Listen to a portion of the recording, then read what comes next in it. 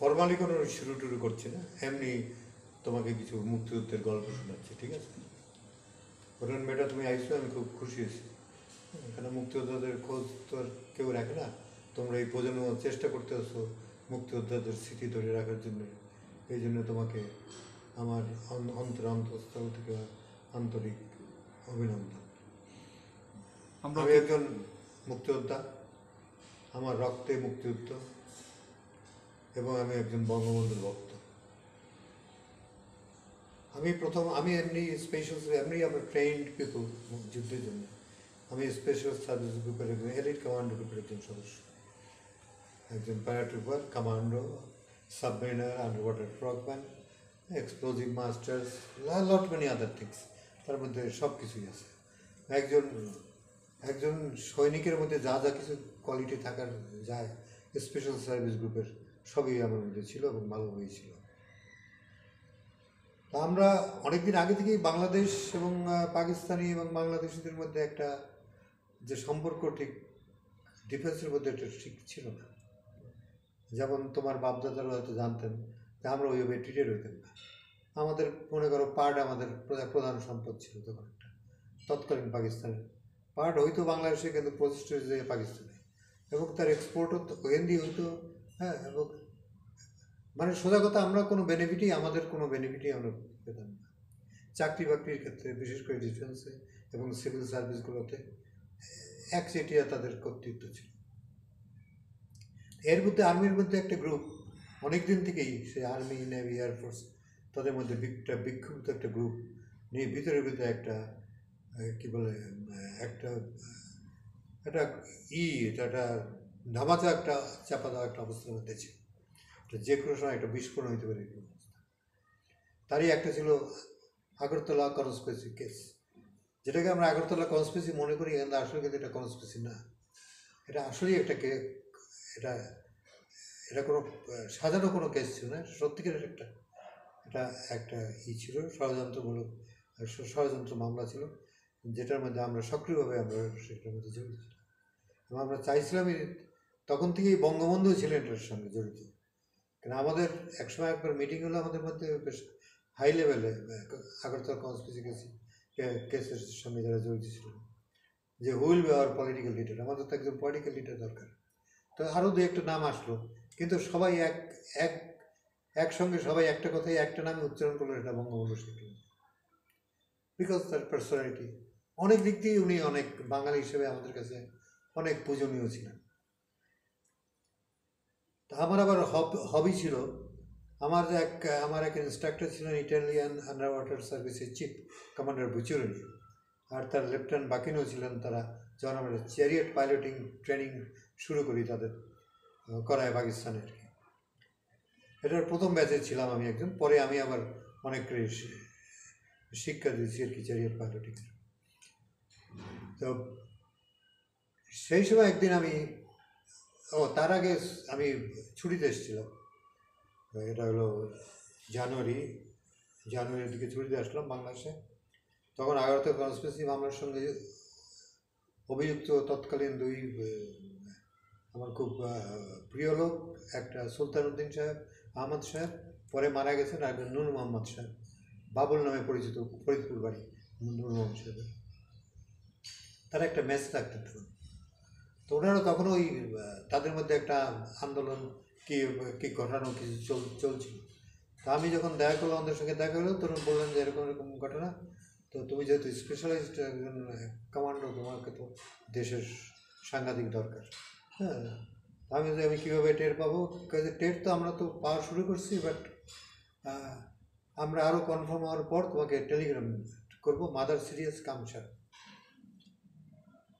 ঠিকই ওই মার্চের প্রথম দিকে এমনকি মার্চ না, ফেব্রুয়ারির শেষ দিকে আমি এদিকে ছুটিতে গেলাম। তার কয়েকদিনের মধ্যেই আমি টেলিগ্রাম পেলাম, মাদার সিরিয়াস কামসা।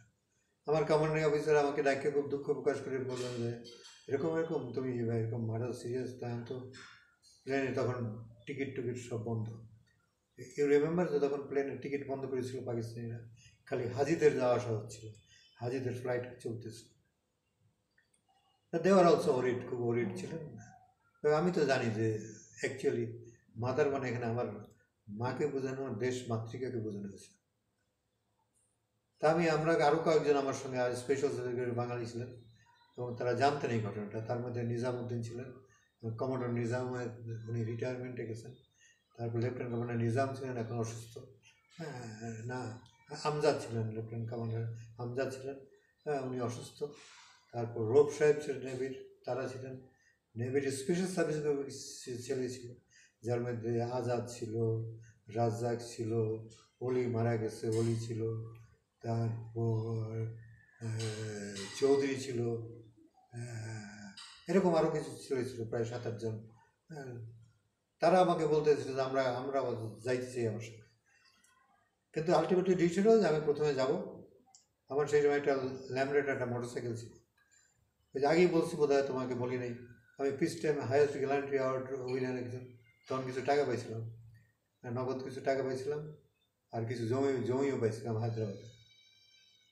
সেই টাকা দিয়ে আমি একটা ল্যামরেটা মোটরসাইকেল কিনছিলাম। ওইটা নিয়ে ঘুরে বেড়াইতাম, হলিডেগুলো খুব এনজয় করতাম।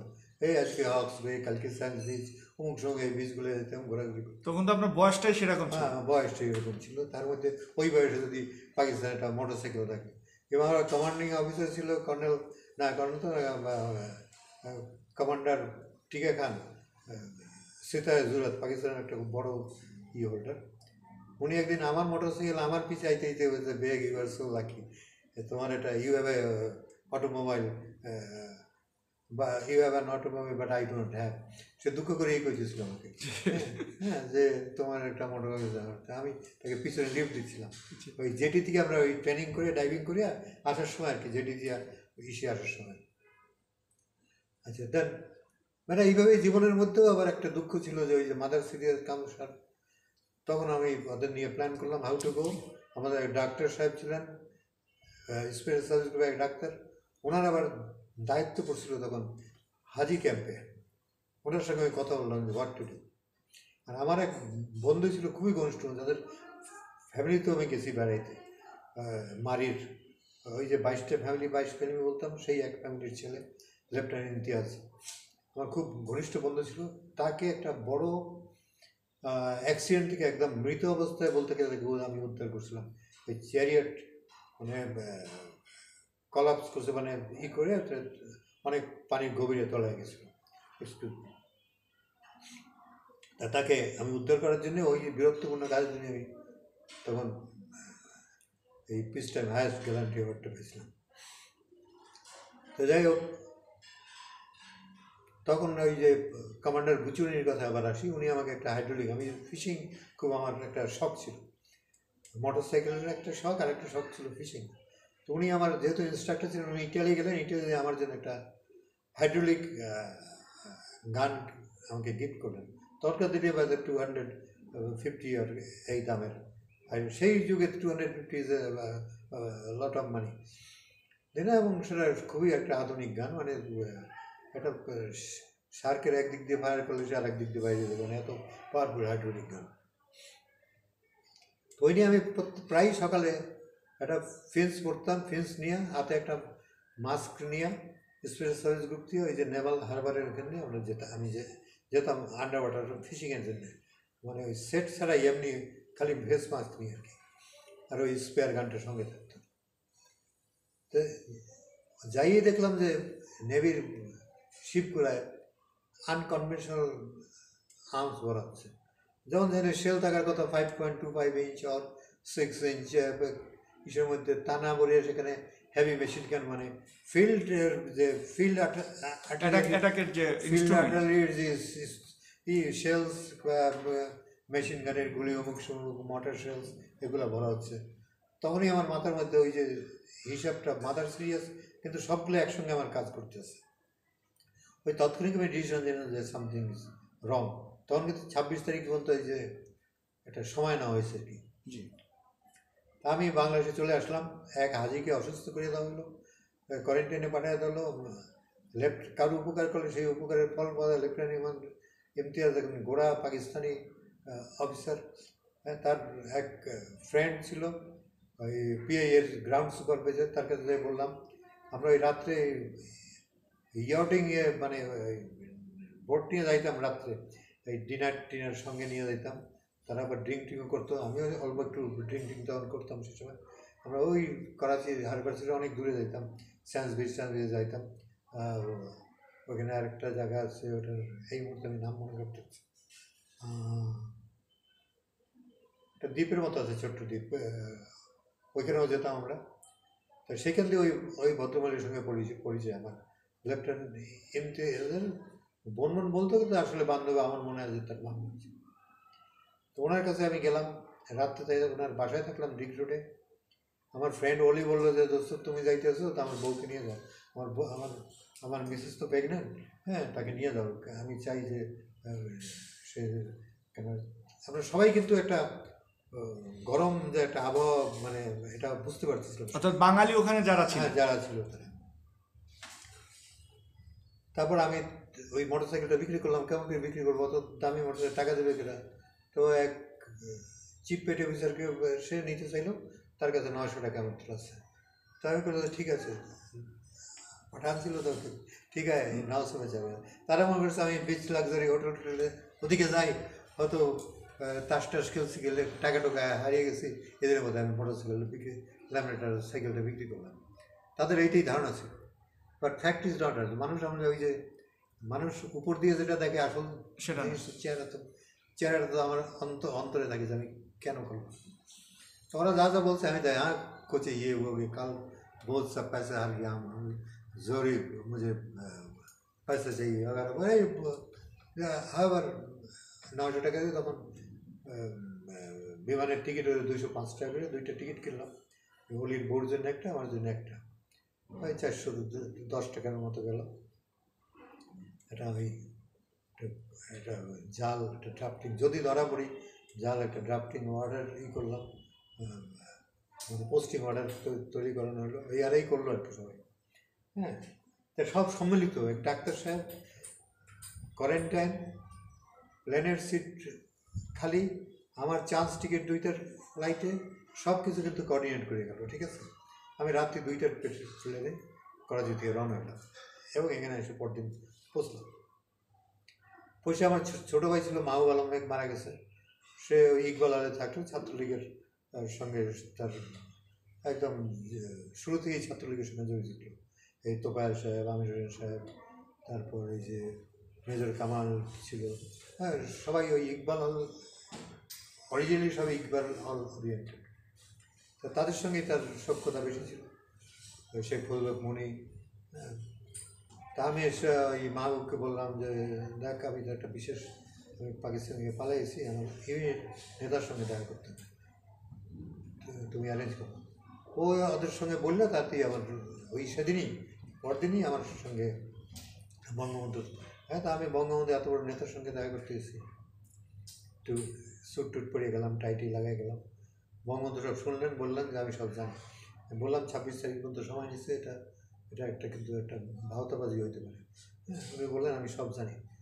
আর মনিক, শেখ ফজলুল মনিকে বললেন, এই টাকা দিলেন 150 না 60 টাকা, ওই বেগরে তাড়াতাড়ি পায়জামা পাঞ্জাবি কিনে দে, বায়তুল মোকাররম যা, পায়জামা পাঞ্জাবি কিনে দে, আর এই তুই এগুলো খোল, তোরা তো ওরা মারিয়ে ফেলবি। মানে বঙ্গবন্ধুর কথা ছিল যে আমাকে পাইলেই তারা মারিয়ে ফেলবে। ঠিক আছে, কারণ উনি কোনো সোর্স থেকে খবর পাইছেন যে আমি পালাইছি আর কি। এবং আমি পালায় আসার পর থেকেই কিন্তু সব বাঙালিদের কনসেন্ট্রেশন ক্যাম্পে নিয়ে আসলো, তার 1 দিন না 2 দিন পরে। হ্যাঁ, অল বেঙ্গলিজ সব কনসেন্ট্রেশন ওখানে যত অফিসার যারা ছিলেন, রাইট।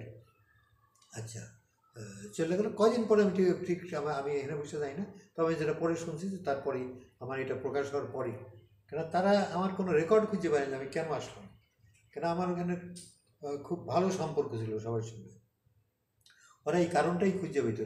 পরবর্তীকালে অনেকের সঙ্গে দেখা গেছে যে অনেকেই জিজ্ঞাসা করছে যে বেগ কেউ চালা গিয়া, এই তাদের এইটা একটা দুঃখ যে আমি কেন চলে আসলাম আর কি। তো যাই হোক, আমি আসলাম, বঙ্গবন্ধুর সঙ্গে দেখা হইলো। বঙ্গবন্ধু আমাকে কী করতে পারি, আমি বললাম হ্যাঁ, ইমিডিয়েটলি আমরা এক্সপ্লোজিভ বানাইতে পারি, মর্টার ককটেল বানাইতে পারি অসহযোগ আন্দোলনের ব্যবহারের জন্য। তখন বঙ্গবন্ধু অ্যাগ্রি করলেন। শর্ট অফ নারায়ণগঞ্জ একটা বাসায়, আওয়ামী লীগের কোনো একটা বাসা, শেখ সেলিম সাহেব জানেন, কেন বঙ্গবন্ধু সাহেব সঙ্গে সঙ্গে শেখ সেলিম সাহেবকে পরিচয় করেন। রাজ্জাক সাহেবকে পরিচয় করে দেন, তার স্বেচ্ছাসেবক বাহিনী, শেখ সেলিম সাহেবের যুবলীগ এটসেট্রা সব নিয়ে, মানে শেখ মনি শেখ সলিম তারা একই তো ইসের মধ্যে ছিলেন, নিয়ে আমরা ওইখানে মলোটভ ককটেল বানানো শুরু করলাম। এবং এই যে 26শে মার্চের আগে আর্মির উপর কি বিভিন্ন জায়গায় মলোটভ ককটেল বিস্ফোরণ হয়েছে, সবগুলো এই নারায়ণগঞ্জের ওইখান দিয়েই কিন্তু এগুলা তৈরি। আলটিমেটলি একদিন ওই সবাই একটু গ্রো করার জন্য এক্সপার্টি ওই একদিন এক ছেলে আগুন লাগাই ফেললো, পেট্রোল সাবান সব মিলে আগুন লাগাই ফেললো, প্রধান্য একটা আগুন। এবং আলটিমেটলি আমাকে নির্দেশ দেওয়া হইল কলাতিয়াতে গগনদের বাসায় ক্যাম্প করাচ্ছে। কলাতিয়া বলতে ওই কেরানীগঞ্জের ওখানে কলাতিয়া? হ্যাঁ, কলাতিয়া। জি জি। তুমি গেছো কোনদিন ওখানে? হ্যাঁ গেছি, কলাতিয়া গেছি। কলাতিয়াতে একটা ক্যাম্প ছিল মুক্তিযুদ্ধ। হ্যাঁ, ওখানে কয়েকটা স্কুলে আমরা স্কুল প্রোগ্রাম করেছি। তাই ওখানে যে জিজ্ঞাসা করেন যে মুক্তিযুদ্ধের কমান্ডার কে ছিলেন? ওইভাবে আসলে তো সেরকম লোক পাইনি যে এই তথ্য নিব বা জানবো। তুমি মুক্তিযোদ্ধা পাইলেই তো হইতো। এই প্রথম মুক্তিযোদ্ধার ক্যাম্প হলো কলাতিয়াতে, কলাতিয়াতে আমাদের বোরহানুদ্দিন গগন সাহেবদের বাসা। জি, আওয়ামী লীগের নেতা ছিলেন, তাদের বাসায় প্রথম হলো। এবং বঙ্গবন্ধুর নির্দেশ হলো যে 26শে মার্চ যদি কিছু গণ্ডগোল হয় আওয়ামী লীগের নেতারা যাবে তোর এখানে, তাদেরকে নিরাপদে যাতে তারা অন্য স্থান পরে তারা জানবে কোথায় যেতে হবে, তারা সেখানে যাবে, সেই যাওয়ার বন্দোবস্ত করা, তাদের নিরাপত্তা দেওয়া। এবার আমি এখানে ছোট্ট একটা বাহিনী গঠন করে ফেললাম, এরিয়ার যত বন্দুক টন্দুক ছিল সবগুলো নিয়ে নিলাম দখলে। তারপর সেই ভয়াল রাত্রি আসলো 26শে মার্চ, যেদিন পাকিস্তান আর্মি রাতের অন্ধকারে কাপুরুষদের মতো ঝাঁপিয়ে পড়লো রাজারবাগ পুলিশ লাইনে, পিলখানায়, সব জায়গায়, এবং গণহত্যা শুরু করলো। বন্ধ করতে পারবে, লোকের মিছিল, হ্যাঁ, হাজার হাজার লক্ষ লক্ষ মানুষ আসতেছে, সব কারোর বউ আগে, হাজব্যান্ড 2 মাইল পিছনে, কারোর বাচ্চা কোথায় কাঁদতে আছে, চিৎকার করছে, বাচ্চা তুইছে, মানে পালাই যাচ্ছে লোক। আমার ভগ্নপতি ছিলেন একই চৌধুরিয়ান কোম্পানির মালিক, হ্যাঁ, তার এক ক্যাশিয়ার ছিলেন পালবাবু, খুব পরিচিত, হতে খুবই মারা গেছেন। ওনার সঙ্গে দেখা হলো, আমি বললাম কি পালবাবু কেমন আছেন? ভালো আছি, আপনার বৌদি তো পিছিয়ে একটু দেখেন তো যাবেন নাকি। তার মিসেসটা খোঁজ করতে করতে প্রায় 3 মাইল যায়, তার মিসেস খুঁজে পেয়েছে, উনি তো আগে আগে যাইতেছে, মানে যে যার জীবন নিয়ে তখন চিন্তা। তারপর ওখানে সব নেতারা আসা শুরু করলেন। নেতাদের মধ্যে যেমন একদম শেষে আসলেন ক্যাপ্টেন মনসুর আলী সাহেব, তার আগে আসলেন তোফায়েল সাহেব, রাজ্জাক সাহেব, শেখ ফজলক মনি, সিরাজুল খান, আরিফ খান, আমেনা বেগম, আরও অনেকে, মানে আমি তো অত লোককে চিনি না, কারণ আমি তো পলিটিক্সে ওইভাবে ইনভলভ না। বহু লোকই আসলেন, এবং আমি কিন্তু ওই ক্যাম্পের খালি কমান্ডারই ছিলাম, মানে সবাই তখন আমাকে বস ডাকতেন। আর সেলিম সাহেব আর তা আসেননি, কিন্তু ওই যতদিন আমরা মলোটভ ককটেল বানিয়েছি সেলিম সাহেবকে সবসময় ছিলেন। বঙ্গবন্ধু বলিয়েছিলেন, সেলিম তুই কিন্তু বেগের সঙ্গে সার্বক্ষণিক থাকবে।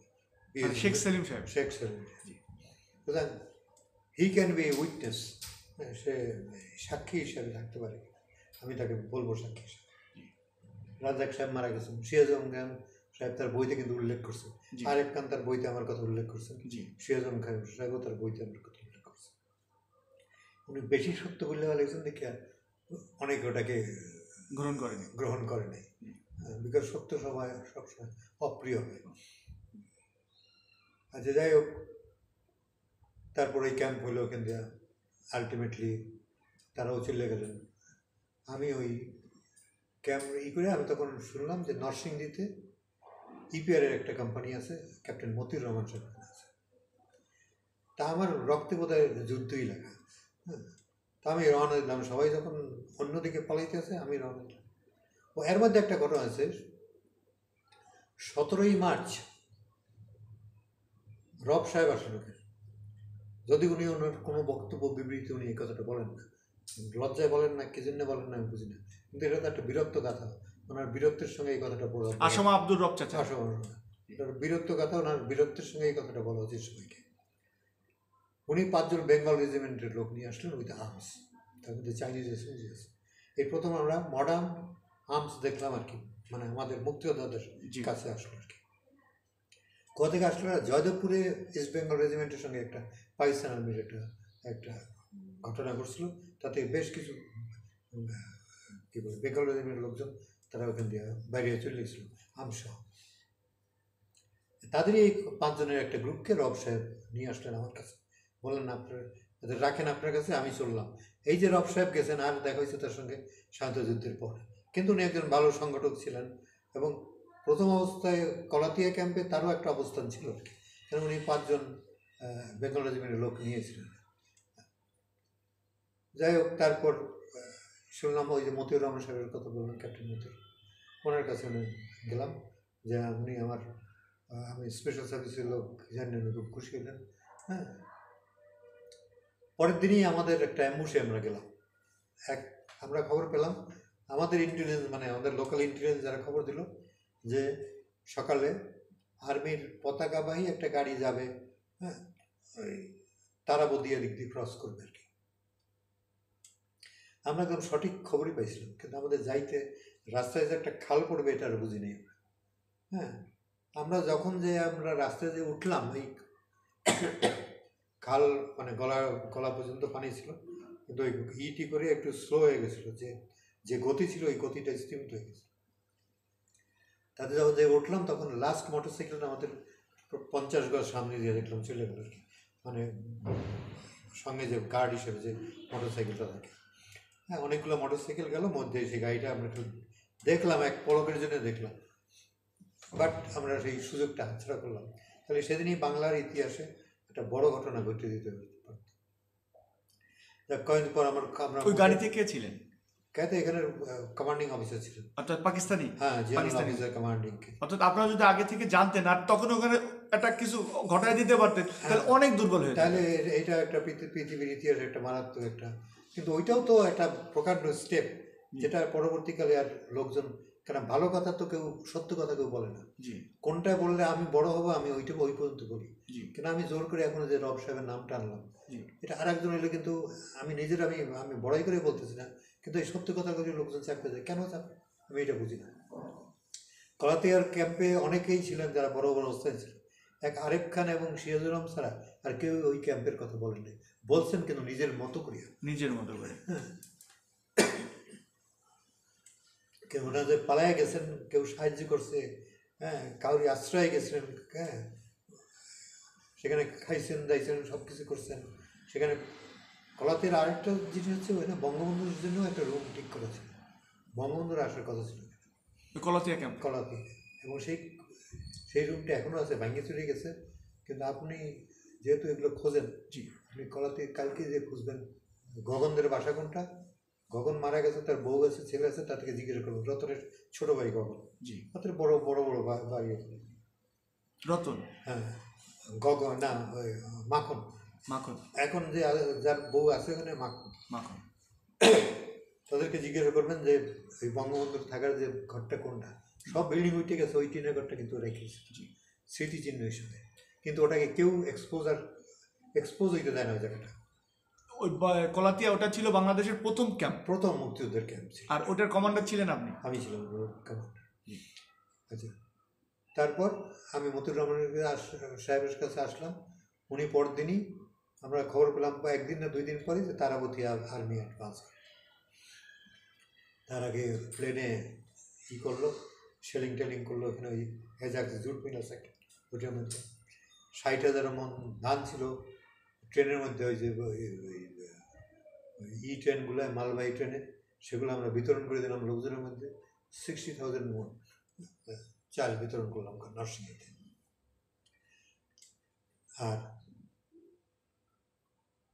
আরও বেশ কিছু লোকজন ওখানে ছিলেন মতিউর রহমানের সঙ্গে। তারপর আমরা 10 জন না 11 জন সেদিন গেলাম অ্যাম্বুশ করতে, কড়াইতলা জায়গাটা, মালদ্বীপ বাজার থিয়েটারের সামনে কড়াইতলা জায়গা। সেখানে সকালে আর্মির কনভয় আসতেছিল, চোখের সামনে সিনেমার মতো দৃশ্যগুলো করে। আমরা 2টা LMG নিয়ে গেছিলাম, 2টা LMG ফায়ার শুরু করলো। আমার হাতে ছিল স্টেন গান। এই নিয়ে মানে শুরু হলো। প্রথম একটা গাড়ি এরকম কাইতে পড়ে গেল, আমরা দেখতেছি সব, এখনও আমার চোখের সামনে ভাসতে আছে। আর্মিগুলো কয়েকটা তো নিচে পড়িয়েছিল, আর আর কিছু আসছে রাস্তার ওই পাশে আর কি, আমাদের ওই দিকে তারা শুয়ে পড়ে পজিশন নিল। তারপর শুরু হলো প্রচণ্ড শেলিং আমাদের উপরে, শেলিং এবং হেভি মেশিন গানের fire. Ultimately we have to withdraw করলাম। উইথড্র করে আসা যখন আমাদের মেইন ডিফেন্সে আসলাম, তখন দেখলাম যে ডিফেন্স খালি হয়ে গেছে, উইথড্র। বাংকারে অনেক জায়গায় বাংকার ট্যাঙ্কারের লোক টোক নাই।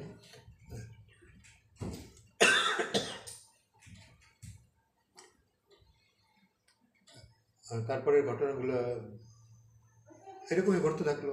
আলটিমেটলি আমি এখান দিয়ে আবার কোথায় যাওয়া যায়, গেলাম লৌহজং, গেলাম একটা নৌকায় করে লৌহজং। লৌহজং অর্থাৎ মামার কাছে? হ্যাঁ, আমার কাছে নৌকায় এসেছিলাম, একটা দেশি অনুষ্ঠান পালটালা নৌকা থেকে।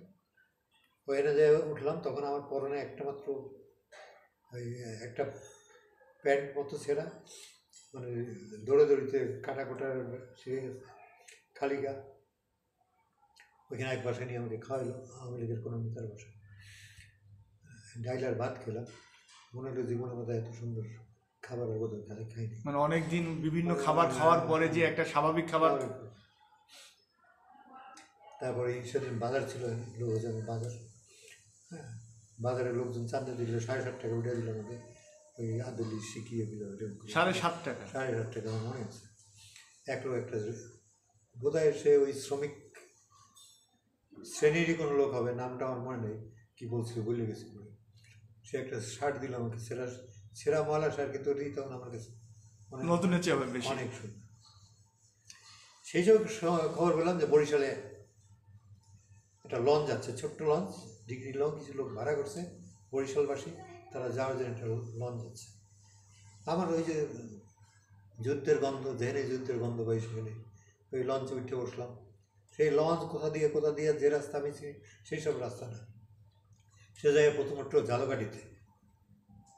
এদিকে তো আগে বরিশাল হয়েছে, তারপর ঝালকাঠি যাচ্ছে, কিন্তু ও কোন উল্টো রুটে আর কি। পলিগড়া সে ঝালকাঠিতে প্রথম উঠল। ঝালকাঠিতে আবার কেউ লোকজন বললো যে সন্দেহ করলো আমার টেক্কা দেখলো যেখানে আর্মির স্পাই আছে, মানে লোকজন সব ওখানে তখন বরিশাল মুক্ত, তখন বরিশাল মুক্ত। যাক, পরবর্তীকালে আমার পরিচয় পেলাম, আমার আব্বা বরিশাল বিএমগঞ্জের প্রফেসর ছিলেন।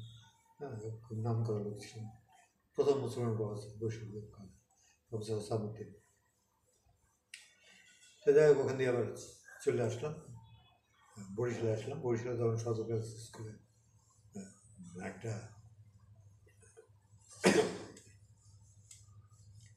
কী বলে, একটা নাম আছে, আমি এই মধ্যে ভুলে গেলাম। ওখানে একটা মুক্ত একটা ইসের মতো আর কি, বরিশাল এরিয়ার একটা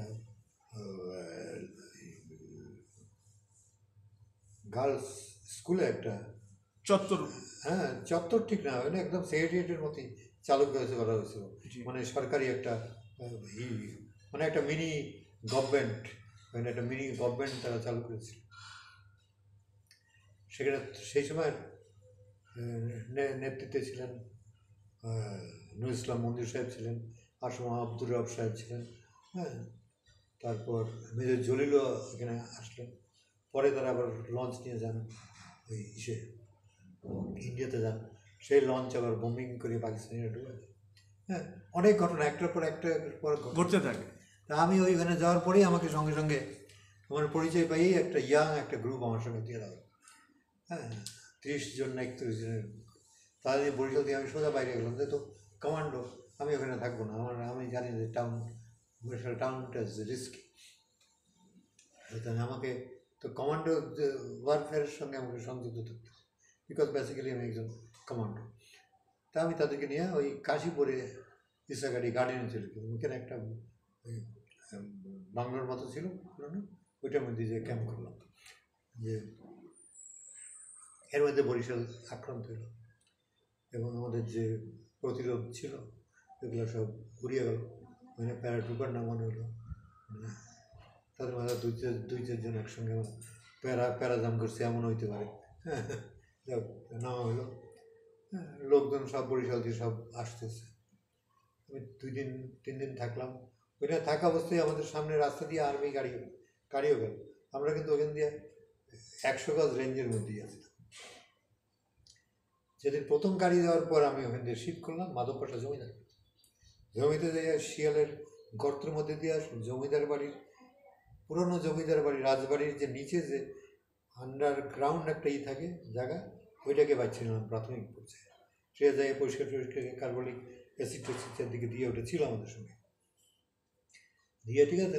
বহুত অনেক সাপের খোলস ছিল, সব গোখলা জাতীয় সাপের। দিয়েটা ওখানে যাই আশ্রয় নিলাম। ওই সকালে ওইটা রাত কয়েকজনকে, পরিমল, তারেক, এরকম কয়েকজনকে কয়েকটা হ্যান্ড গ্রেনেড দিয়ে পাঠিয়ে দিলাম ওই রাস্তায়, মেইন রোডে। যে আর্মির যদি কনভার্ট দাও, গ্রেনেড চার্জ করি, আবার চলে আবার গ্রেনেড চার্জ করিয়ে দৌড় দেবো, মানে অন্ধকারের মধ্যে তোমাকে কেউ দেখতে পারে না, কারণ গাড়ির হেডলাইট থাকবে সোজা, তোমরা সাইড দিয়ে করবো, তখন তোমাদের কেউ দেখতে পাবে না। এবার তারা এরকম করলো। এই প্রথম সুইসাইডাল কী বলে অ্যাকশন বরিশালের ইতিহাসে, যেটা পরবর্তীকালে অনেকেই সুইসাইডাল টিম গঠন করছে, কি করে নাই, এটা বিতর্কিত ব্যাপার। আবার that was the first action, মানে যেটা আমি জানি। আর পরবর্তীকালে যেগুলো হয়েছে ওগুলো সম্বন্ধে আমি 2-1টা সম্বন্ধে জানি, অনেক সম্বন্ধে জানি না, কারণ আমাদের মুক্তিযুদ্ধের গল্পগুলা ওই সেই কী বলবো, সেখানে ছবি দেখলাম জ্যাক দি জায়ান্ট কিলারের মতো আর কি, ওই যে সেম গাছের ভীতি আকাশ পুড়িয়ে উঠে যায় মুহূর্তের মধ্যে। সে আমাদের মুক্তিযুদ্ধের গল্পগুলো অনেক সময় ওই সেম গাছের ভীতি, হয়তো একটু জিনিস 40-50 বছর বয়সে এটা বড় হইতে দেখতাম আকশে পৌঁছে গেছে, ঠিক আছে।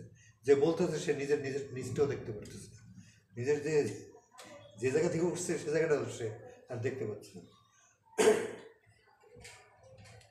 তারপর কি হলো, আমরা চলে গেলাম আটঘর করিয়ে না, ওখান দিয়ে আবার আটঘর করিয়ে গেলাম। সে প্রচণ্ড বৃষ্টি হচ্ছিল, আর আটঘর করিয়ে আনার ওদিকে হলো হাক্কা। তুমি তো বরিশাল লোক, তুমি জানো হাক্কা হলো এই একটা বাস ফালায় হতো। আমি বাগেরহাটের যদিও, কিন্তু বরিশাল এলাকা চিনি আমি। হ্যাঁ, হাক্কা হলো একটা করে বাস ফালায় হতো আর কি। জি, তার উপর দিয়ে যাওয়া কঠিন কাজ, এটা ট্রেনিং লাগে। তা আমরা কোনো রকমের বসে করতে সব জায়গায় আটঘর করিয়ে না হাই স্কুলে উঠলাম। এই প্রথম একটা ফর্মাল ক্যাম্প করলাম। আর তখন বহু শরণার্থী, ওই এরিয়াটা হচ্ছে প্রায় 40,000-45,000 হিন্দু ফ্যামিলি, কোনো মুসলমান ফ্যামিলি নেই আটঘর করিয়াতে। আমি গেছি ওখানে, ওই এলাকায় গিয়েছি, ওখানে কুরিয়ানা, আতা, মান্দ্রা। তা তুমি তো আমার সব ক্যাম্পেই গেছো না, আমার নাম শোনাই কথা। এটা অনেক আগে, আমি যখন এই কাজ শুরু করি নাই তখন আমি আমার মাদ্রায় আমার ক্যাম্প ছিল, আটঘর কুরিয়ানা স্কুলে আমার ক্যাম্প ছিল। বয়স্ক মানুষ সবাই আমাকে চেনে। আমি যখন লিবারেশন ওয়ারের পর ওখানে গেলাম, আমি 3.5 ঘন্টা বসেছিলাম। ওই যে সবাই সে মাথায় দুব্বা ধান দুব্বা দিয়ে বরণ করছে, হ্যাঁ আমি বসেছিলাম তখন। Excuse me. হ্যাঁ, ঠিক আছে। সেই 30 জন লোক, তার মধ্যে তোবাজ্জল সাহেব ছিলেন, আমার টয়েসি, ভুলু সাহেব ছিলেন, তারেক, পরিমল, হ্যাঁ অনেক ছিলেন, সচিন কর্মকার, তার 2-3টা ভাই, 2টা ভাই, হ্যাঁ, এবং অনেকেই ছিলেন তখন আমাদের সঙ্গে। আমি বলবো যে তখনও কিন্তু সেক্টর ফরম্যান এই যুদ্ধ শুরু হয়নি, বাট আমরা কিন্তু ফর্মালি ক্যাম্পও করে ফেলেছি। ওই গভর্নদের বাসার ওটাও ক্যাম্প, আটঘর করিয়াতে যায় ওইখানে কিন্তু ফুল ফেজ ক্যাম্প, এবং ওখানে রোজ র্যাকি করা হতো। তারপর জায়গায় জায়গায় আমরা ওই রাখছিলাম, পোস্ট রাখছিলাম, অবজারভেশন পোস্ট। আর্মি আসলেই আমরা গানবোট রওনা দিলেই আমরা টের পাইতাম, আগে থাকতে খবর পাইতাম, আমরা ওই অ্যাম্বুশ করতাম। হ্যাঁ, কারণ 2 দিকে জঙ্গল, তো পেয়ারা বাগানগুলো এমন যে মধ্যে দিনে পেয়ারা গাছ, আর 2 দিকে এরকম করিয়া ট্রেঞ্চের মতো। সুতরাং যুদ্ধের জন্য খুব, গরিলা ওয়ারফেয়ারের জন্য খুব আইডিয়াল জায়গা, ক্যামেল থাকে মাঝখানে। হ্যাঁ, তা আমরা তো ওদের একদম পাগল করে মারলাম কয়েকদিন। ওদের তো সেলিং করতো 40 মিলিমিটার বাপাটি, এই মেশিন, কিন্তু আমাদের কারি গায়ে টাঁচড়ও দিতে পারি, কিন্তু তাদের অনেক ক্ষয়ক্ষতি হয়েছে। এর মধ্যে তাদের সঙ্গে আবার যুক্ত হয়ে গেলেন পীর সাহেব, শশীনার পীর সাহেব, তার কিছু দলবল নিয়ে। যদিও তার ছোটো ভাই তখন ছিলেন, উনি আমাদের সপক্ষে ছিলেন, উনি আমাদের কাছে আসতেন এবং কোথায় কী হইবে, কবে পাকিস্তানে আর্মি আসবে কি আসবে না ওইসব খবর দিতেন তার ছোটো। এইভাবে কিছু চলার পর তুমি জানো তো যে একটা রাইফেলও যদি হয়, একটা স্টেন গান হইলে একটা চাপ দিলেই তো একটা ম্যাগাজিন শেষ হয়ে যায়। হ্যাঁ, তো কত গুলি তো আমাদের কাছে ছিল না। আমাদের রাইফেল প্রতি যখন গুলি ছিল 10টা 12টা করে, স্টেন গানের হয়তো একটা ম্যাগাজিন আছে এই অবস্থা 28টা। হ্যাঁ, মানে এরকম অবস্থায় আমরা ডিসাইড করলাম যে উপর থেকে একটা নির্দেশ আসলো, কোথা থেকে নির্দেশ আসছে আমরা যাই না, যে আপনাদের ইন্ডিয়া চলে যেতে বলা হয়েছে, ইন্ডিয়া চলে। আমি আমার পুরো গ্রুপটাকে ছোটো ছোটো গ্রুপে তিনজন করে তোমাকে বললাম, তোমরা যে যে পথে পারো, একসঙ্গে গেলে তো আমরা ধরা পড়বে এবং we all will be killed, সুতরাং তোমরা নিজের সুতরাং তিনজন করে গ্রুপ করে দিলাম। ও এর মধ্যে মেয়েদের একটা গ্রুপ আমাদের সঙ্গে জয়েন করলো, আটগড় কমিউনিটি, হেডেড বাই বিতিকা রানী বিশ্বাস, গ্র্যাজুয়েট একটা মেয়ে, এবং তার সঙ্গে আরও অনেক শিশির কন্যা, আরও অনেকে ছিল। তারাও যুদ্ধ করবে, কী ট্রেনিং নেবে, যুদ্ধ করবে। আমি তোরা কেমন করে, তোরা কী যুদ্ধ করবে? দাদা যুদ্ধ করে একটা মারিয়ে যদি মরতে পারি, মরতে তো আমাদের এমনি হবে, জীবনও দিতে হবে, সব কিছু দিতে হবে। তাই আমরা একটা মারিয়ে যদি মরি, তার তো একটা সার্টিফিকেট থাকবে নিজের কাছে যে মরছি। তা আমার কাছে খুব ভালো লাগলো। ওইখানেই তাদের রাইফেল ট্রেনিং অমুক সমুক, ফটাফট কতগুলো মেয়েকে টোটালি গ্রেনেড কীভাবে থ্রো করতে হয়, অমুক সমুক করতে হয়, তাদেরকে সেট করে দিল। তার মানে বিতিকা রানী বিশ্বাস, ওরা কয়েকজন তো যশোরেও আমাদের জন্য রেগি করছে, খুব মারাত্মক রেগি করছে 9 সেক্টরের পক্ষে। তারপর আলটিমেটলি আমরা চলে গেলাম, আমি ঢাকা বরিশালে গেলাম। বরিশালে আমি চলার পথে তো শত্রু থাকে, মিত্রও থাকে। এমন আরেকজন মিত্রের কথা স্মরণ করতে, আমি বাসায় ওঠার একটু পরেই তৎকালীন এসবির এক ভদ্রলোক আসলেন আমাদের পাড়ায় থাকতেন। শুনে জানলেন, আপনি যা আসছেন এখানে এসছেন, এটি কিন্তু আমাদের কাছে খবর এসেছে, আপনি এখানে থাকবেন না, বাসায় আপনি থাকবেন না। বুঝতে পারছো তুমি? জি। বাঙালি, কিন্তু উনি আমাকে কিন্তু ওয়ার্নিং দেন। সেদিনকেই কিন্তু আমার বাসায় আবার রেড হয়েছে। জি। আচ্ছা, তা আমি ওই বাধা দিয়ে আমাদের পাশে মান্নান সাহেব ছিলেন ডেমনস্ট্রেটার বরিশাল বিএম কলেজের, তার রান্নাঘরে যেয়ে থাকলাম। আমি বিতিকা রানী বিশ্বাস, আর বিথি ছিল আমার সঙ্গে, যে হয়েছে তার রান্নাঘরে যেয়ে থাকলাম। তারপর দিন ওই গয়না নৌকা ছিল, ছোট নৌকা। হ্যাঁ, গয়না, ওই যে আগে প্যাসেঞ্জার বহন করতো, বড় বড় নৌকা। ও, বড় নৌকা যে ঢাকনা থাকে। সৈদা, আমার ছোটো ভাই ছিল মকবুল আলম ভাই, মাহাদুল আলম ভাই, তারা আবার গয়না নৌকায় আমার জন্য করলো, যে লঞ্চের সঙ্গে কথা হলো, লঞ্চের লোকজনের সঙ্গে, যে মধ্য নইতে দিয়ে আমাকে উঠে নিয়ে যেত। কিছু বন্ধুত্ব সবসময় থাকে।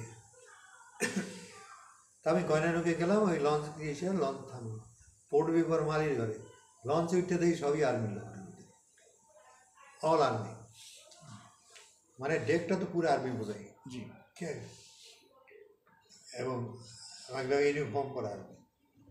যাই হোক, আমার তখন লেবার অন্য, বরিশাল থাকতে আমি লেবার চেঞ্জ করে হয়েছি, মাথায় টুপি, এই পুরা লম্বা ময়লা পাঞ্জাবি, এখানে পাকিস্তানি পতাকা, এখানে লাল আল্লাহ মোহাম্মদ রসুল্লাহ লেখা একটা, ওই যে কী বলে, আমার পা যেত রেডিমেড, মানে পুরো লেবার চেঞ্জ। আর আমি একটু চোস্ট পাঞ্জাবিও কইতে পারতাম, তখন উর্দুও কইতে পারতাম, যেহেতু পাকিস্তানে জব করছে, আমার কোনো অসুবিধা হলো না। আর বিতিকা রানীর নাম দিলাম, আমার সৌরের বউ ছিল হেলেন, ওর নাম দিয়ে দিলাম, তাৎক্ষণিক ওই হেলেন নামটা আসলো, এই তোর নাম আনতে হেলেন করে, ও বোরকা পরে হেলেন বোরকা পরা।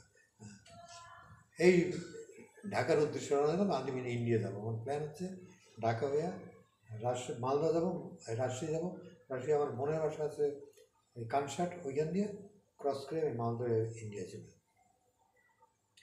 এই যাত্রাপথে এখন ওই চাঁদপুরের কাছাকাছি আইসে, তো নৌকা থামাইতেছে, ইসের নৌকা, মাছ ধরার নৌকা, মাছ খাইবে, ওদের মাছ খাওয়ার শুরু হয়েছে ওই পাঞ্জাবিদের, ওই তার বিরাম সকলকে মিললে আমি উর্দুতে দুইটা হচ্ছে গাড়ি ঠেলি, মাঝিকে দিয়ে একটা গাড়ি ঠেলিয়ে দিলাম, ওদের ইয়ার হয়ে গেলাম, দোস্ত হয়ে গেলাম। আচ্ছা, আমি কইলাম যে আরে ইয়ার, হাম তো ইতনা সাল পাকিস্তান में था, वगैरह हुआ ये यहाँ काम किया था वहाँ काम किया মানে কোয়েটের তাদেরকে পড়ে ফেলাইছে আর কি আর ওই ভীতিকা রানী বিশ্বের মানে ওর হেলেন সে তো সাংঘাতিক সে সেখানে উঠলে আর্মিরা দাঁড়িয়ে যায় দাঁড়িয়ে তাকে আগে পুষতে বলে আর কি হ্যাঁ মানে খুব পরেজগার মহিলা আর কি যেটা আপনার সাথে আছে। আমার সাথে আছে যাই হোক আলটিমেটলি ঢাকায় আসলাম বোনের বাসায় গেলাম বোনের বাসা দিয়ে ওই ইসে যাত্রা করলাম তখন ওই যে বাসে রাজশাহী তারপর ইসে চলে যাবো চাপাই নবগঞ্জ হয়ে যাবো রাস্তায় যাচ্ছি দুই দিক দিয়ে সব মানে 500-600 গাছ যতদূর কাছাকাছি দৃষ্টি দিয়েছে সব ঘর বাড়ি পড়া কোনো ঘর আমি একটাও কিন্তু রাস্তার পাশে দেখিনি সব জায়গায় বার্ন যাতে গরিলারা সন্দেহ ছিল যে সব জায়গা দিয়ে আক্রমণ হইতে পারে তাও জেনে জেনে ফেরিতে উঠতাম উঠতে সব লুঙ্গি চেক কেটা মুসলমান কেটা হিন্দু হ্যাঁ আমি ওদের সঙ্গে চেকে নামে পড়লাম হ্যাঁ হ্যাঁ এই খোলো দেখো সাফ করে খাবো ওগেরা যেটা বলার দরকার কোয়েটে আলটিমেটলি আমার তো টার্গেট হচ্ছে টার্গেট তো আমার আগেই ঠিক করা আছে আমার কোথায় যাইতে হবে কী ওয়েতে গেলাম that is not important but হ্যাঁ আমি তারপরে যাই বোনের বাসায় গেলাম বোনের বাসায় একদিন থাইকে প্রথমে গেলাম নানার বাসায় মহারাজপুরে নানা আবার ছিলেন এখানে একটু মোড়ল আমার দুই মামাই একজন পিসিএস অফিসে ছিলেন সাধারণত এসের পর রংপুরে ডিউটি ছিলেন আর এক মামা ছিলেন চিফ মেডিকেল অফিসার সিভিল এভিয়েশনের তা নানা দেখলেন দেখে আমি বললাম আমি তো রুমে থাকবেন আমি ছাদে থাকবো আমরা সবসময় ওই কেন আমাদের কমান্ডারদের নিয়ম হলে তুমি যাবা যেখানে থাকবে আগে প্রথমে দেখে নেওয়ার পর অল্টারনেট কয়টা রাস্তা আছে ওখান দিয়ে বাইরে যাওয়ার হ্যাঁ যে রাস্তা দিয়ে আসে আমি আইসি আমরা কোনোদিন ওই রাস্তা দিয়ে ফেরত যাবো না এটা আমাদের নিয়ম কমান্ডারদের এটা বেসিক শিক্ষাই রয়েছে এবং তোমার স্কেপ রুট কোনটা আছে এটা দেখে তুমি থাকবে সেখানে যাতে তুমি মুহূর্তের মধ্যে ডিসিশন নিতে পারো 3টে স্কেপ রুট যদি বন্ধ থাকে 4টা 5টা যেন তুমি ব্যবহার করতে পারো ঠিক আছে তো নানা আমাকে বললেন দেখো মাহফুজ আমার মাহফুজ আলম দেখতো মাহফুজ দেখো মাহফুজ আমি তো এখানে আমাকে জোর করে তারা শান্তি বাহিনীর সঙ্গে না পিস কমিটি কি যেন একটা কমিটি হয়েছিল তাকে পরে এসে তারা ডিসিশন নিছে নতুন লোক আসলেই তাদের সম্বন্ধে তাদেরকে জানাইতে হবে আমি তো মনে মনে নানার একটা গাইয়ে দিলাম ও এটা তুমি তলে আর আমি এটা আমি ওই রাত্রেই ভাগলাম ওই রাতে শুয়েছিলাম সকালবেলা ভাগলাম সেই রাতে কারণ নানা তো তখন বাইরে নেই বাইরে পরদিন হ্যাঁ খুব সকালে ওখান দিয়ে তারপর গেলাম ওই নাম কি ওই থানাটার নাম কি শিবগঞ্জ থানায় গেলাম ওপরে হলো কানসাট আমার বোনের বাসা কানসাটে শিবগঞ্জ গেলাম ওখানে আবার দেখলাম যে আর্মির একটা টহল টিম ওখানে এসেছে আর কি গাড়িতে নিয়ে তাদের একজনের মধ্যে আমাকে সন্দেহ করছিল কিন্তু ওদের সঙ্গে আর যে দুইজন ছিল আল্লাহরই রহমত সে তার অন্যদিকে টানিয়ে নিয়ে এই इधर वो क्या देखा ना साथ एक औरत है और वो नहीं जो औरत है साथे दैट हैज सेव्ड मी ওই যাত্রা কিন্তু এর একটা মনে হয় যে সে ইন্টেলিজেন্সের কোনো হবে আর্মি ইন্টেলিজেন্স সে কিন্তু আমাকে সন্দেহ করে ডাকছিল হ্যাঁ কিন্তু ওই আমার যাওয়ার আগেই সে আবার অন্যদিকে তাকে ওপার গেলাম বোনের বাসা দিয়ে সেখান দিয়ে আমি গেলাম ইসে মালদা গেলাম মালদা ক্রস করে হাঁটতে গেলাম মালদা নিয়ে গেল আমার এক মামাতো ভাই ছিল সে নিয়ে গেল ওকে ওখানে এর বাসা প্রথম দিন দেয় আমাদের থানায় নিয়ে গেল কেন তাদের কাছে খবর আছে পাকিস্তানি এক স্পাই এক মহিলাকে নিয়ে আসতেছে পাকিস্তানি স্পাই মানে ইন্ডিয়ায় তখন ইন্ডিয়ার বর্ডারে তখন আমি পাকিস্তানি স্পাই হিসেবে অলরেডি আমার মেসেজ চলে গেছে আমার মনে হয় যে সামান ওয়াজ ওয়াচিং আমি যখন ক্রস করছি ওই আর্মিরা যখন কথা কইতেছিল এর নিয়ে ক্রস করছি কেউ কোথাও ওয়াচ করছে যে তাদের ওদিকে খবর চলে গেছে যে আমি থানায় নিয়ে গেলাম মানে আপনি কি মুখ শুনুন মানে এটা হলো ইন্ডিয়ান থানা তারপরে আমি বললাম তার মুক্তটা হ্যাঁ আমার ক্যাম্প ছিল এরকম 8 ঘর পর্যন্ত ক্যাম্প ছিল অনেক শরণার্থী হয়েছিল থানার আশেপাশে, তারা নাম শুনে পাকিস্তানি স্পাই ধরা পড়ছে, তারা একটু গুতে টুতে দেওয়ার লেগে আর কি সব চলে আসছে। সব ধরে গেছে। আইয়া যখন আমারে দেখছেন, আমার নাম শুনছে, তখন যে হ্যাঁ আমরা তো জানি জানি, দাদা দাদা নমস্কার দাদা, চলে এসেছেন আপনি, ওখানে কী কী খবর, কেমন আছে টেছে, ওরা বুঝতে গেল যে আমি কে আর কি। সাধারণ পাবলিকই সাক্ষী দিয়ে সাক্ষী দিলেন আমাকে। তারপর আমি তখন বাসে চলে গেলাম, বাসে চলে গেলাম ক্যালকাটায় গেলাম। ওই ভিতরে এক আত্মীয় বাসায়, ওই বাসায় দিয়ে আমি আবার ক্যালকাটায় গেলাম। যে আমার ফণি মজুমদার সাহেব ছিলেন, ওনার সঙ্গে দেখা হলো। উনি আমাকে বললেন যে ঠিক আছে, আপনি ঠিক জায়গায় এসছেন একদম, আপনাকে তো এখানে না, আপনি হাসনাবাদ চলে যান, 9 সেক্টর হেডকোয়ার্টার, ওখানে আপনি ওখানে যে রিপোর্ট করেন, ওখানে মেজর জলি সাহেব আছেন, উনি আপনাকে খুবই পছন্দ করবেন।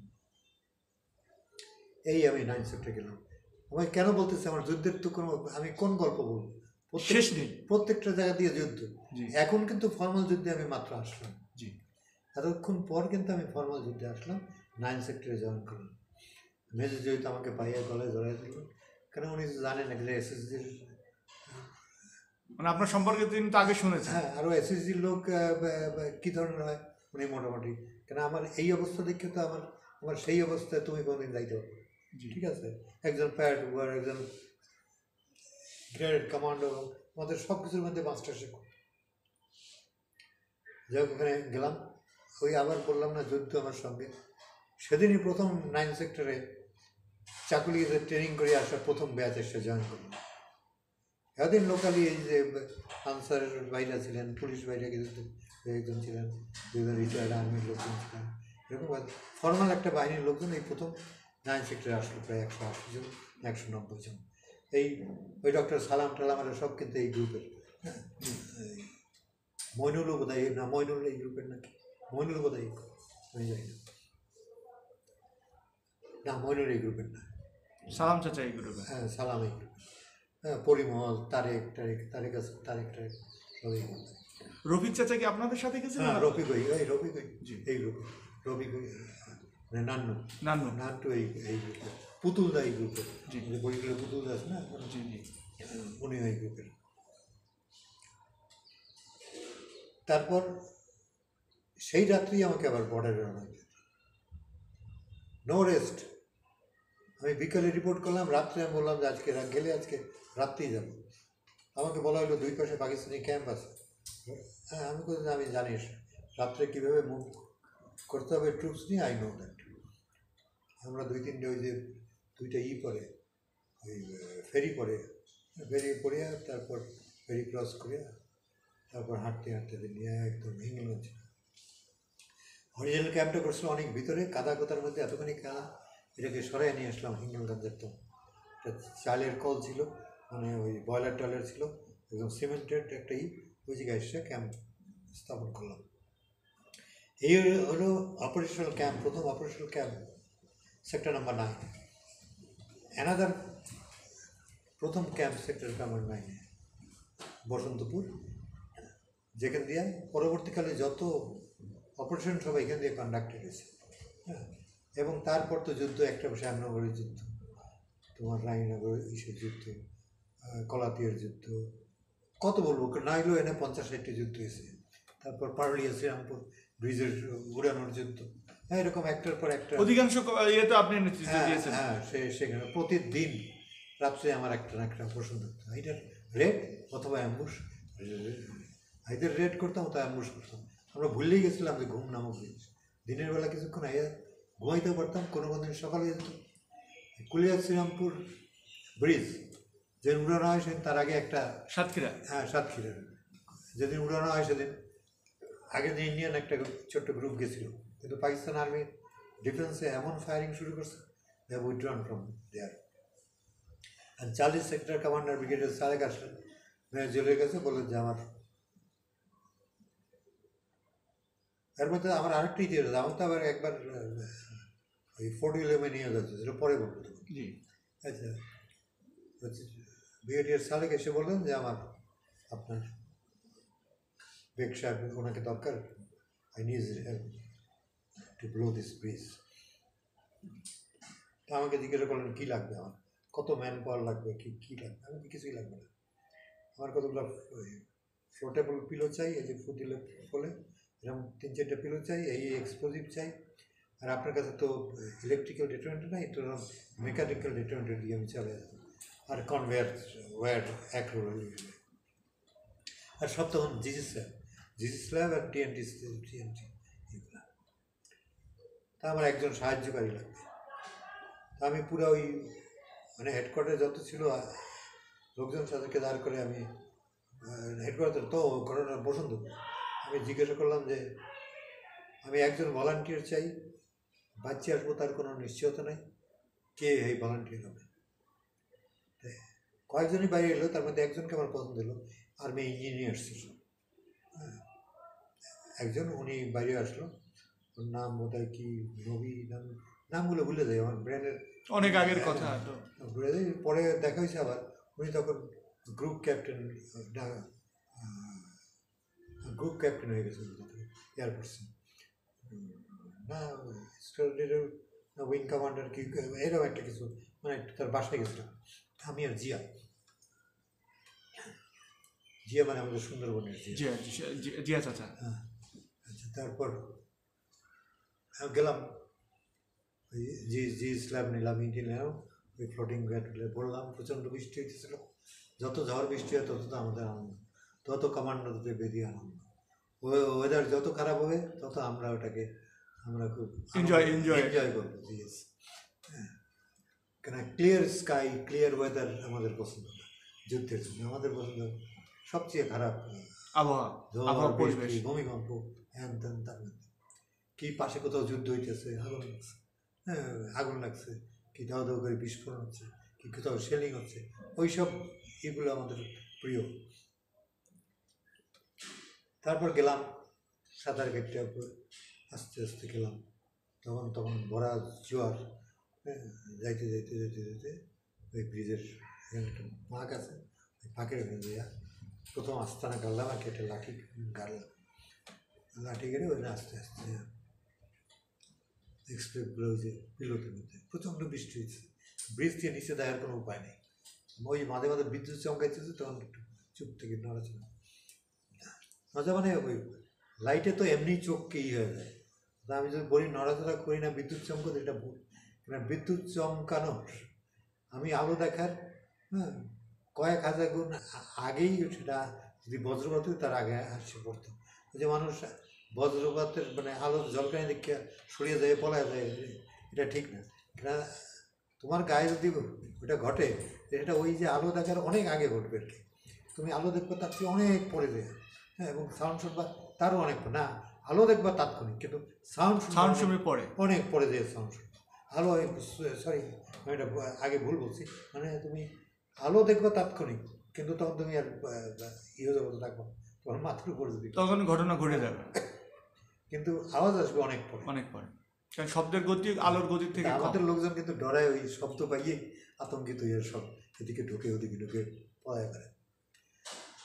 যাই হোক, আস্তে আস্তে লাগাইলাম। ইভেন উপর দিয়ে যে সেন্ট্রি এদিক দিয়ে যাচ্ছে, ওদিক দিয়ে আস্তে আস্তে মার্চ করে যাচ্ছে, আমি যে এইরকম করে গার্ডার ধরিয়ে যখন এক্সপ্লোজিভ লাগাইতে আসি, তখনও কিন্তু আমার এখান দিয়েও গেছে জুতা, আমি বাতাস পাইছি, জুতার পাইতেছি, কিন্তু ওই একদম ওই জায়গায় মানে স্টিল ছিল, স্ট্যাচু অবস্থা। হ্যাঁ, যাক লাগাটাকে আসলাম, আসে ওই কনভেয়ার ওয়ার নিয়ে ওই আমার যে লাঠি পুঁতে দিয়েছিলাম ওই বন্ধ গেলাম। আর ওটা একটু বাঁক আছে কিনা, যদি ব্রিজের কিছু ছুটে মুটে এসে গায়ে না পড়ে, জন্য নিরাপদ দূরত্ব যায়। এখন গেছি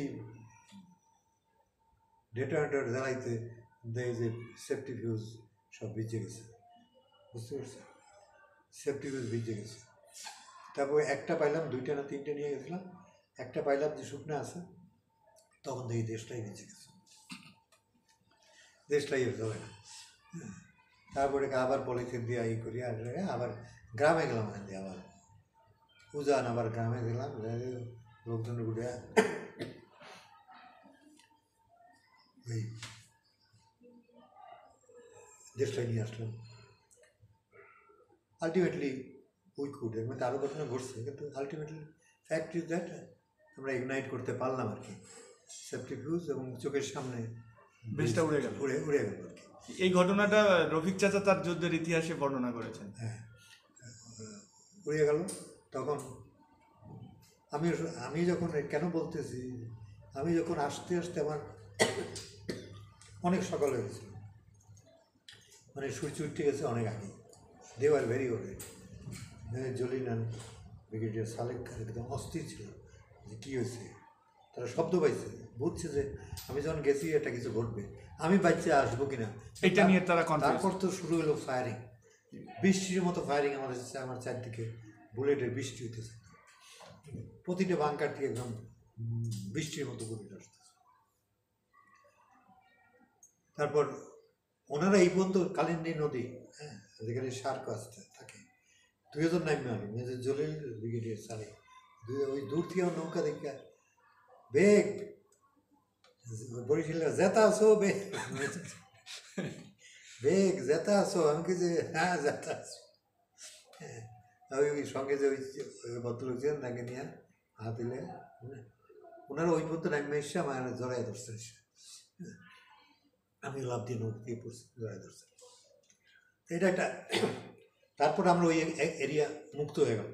মুক্ত হওয়ার পর বৃষ্টি থেকে আবার ঠিকঠাক আমরা একটু করলাম, তক্তা টক্তা দিয়ে মারিয়ে কাঠের ব্রিজ ছিল।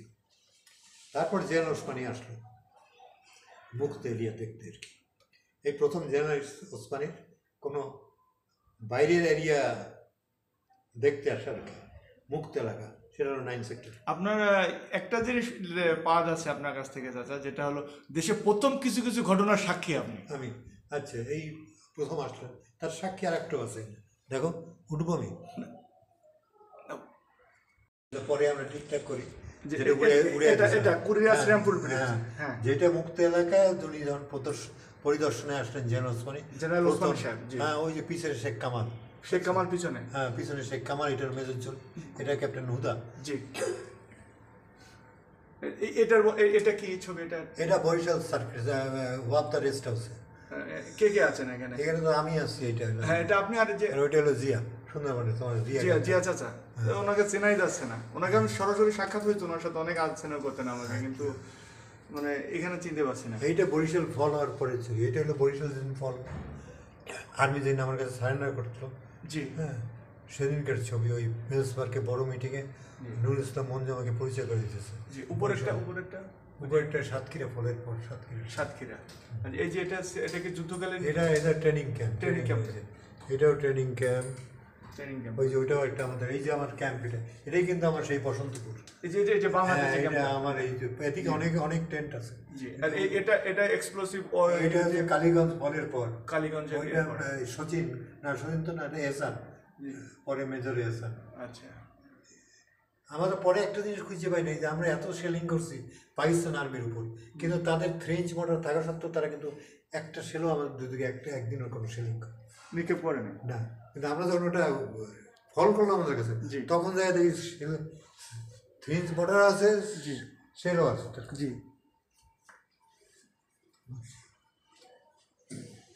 তারপর বাকিটা শুনি চাচা।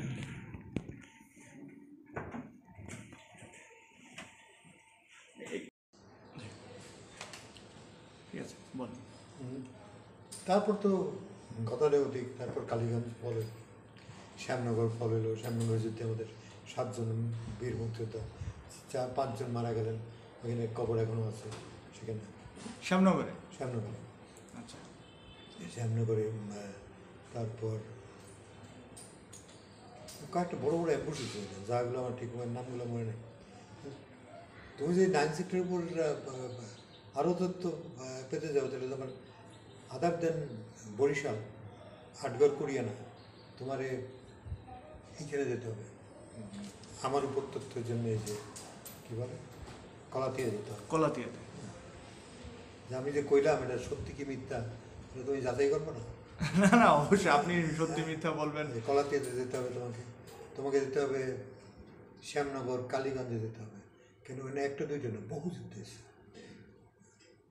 এবং পাকিস্তানিরা বলতোই যে day is for us and night is for Baig, যে পাকিস্তানের কথাই ছিল। 9 নম্বর সেক্টরে বেগি। হ্যাঁ, যে না 9 নম্বর সেক্টরে অনেক বড় বড় যোদ্ধা ছিল।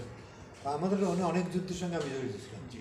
ওখানে যে যারা পাঞ্জাব রেজিমেন্টে যারা ছিলেন, 14 পাঞ্জাব প্রহরী ছিল, তাদের কথাই ছিল যে রাত্রি বেগের আর দিন আমাদের। যারা আমাদের ইনফর্মার, তারাই সাথে আমরা ইনফর্ম করতো। আমাদের হয়তো আদান প্রদান হইতো, কখন তারা মুভ করতেছে, কোথায় মুভ করতেছে, সঙ্গে সঙ্গে আমরা খবর রাখতাম। আমাদের একটা ভালো নেটওয়ার্ক ছিল, স্পাইং নেটওয়ার্ক।